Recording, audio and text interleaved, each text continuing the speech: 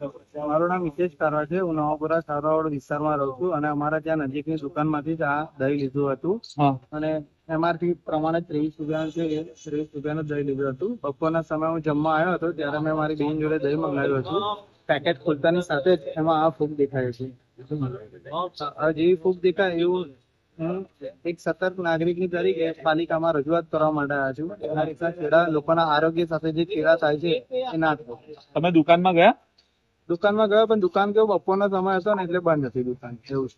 તો હમણાં તમે ક્યાં આવ્યા છો? શું રજૂઆત છે? હું પાલિકામાં આવ્યો છું. ત્યાં અમૂલ એક પ્રોડક્ટ અમુલ એક બહુ મોટી બ્રાન્ડ છે, કારણ કે દરેક લોકો આ વસ્તુ યુઝ કરે છે અમૂલ.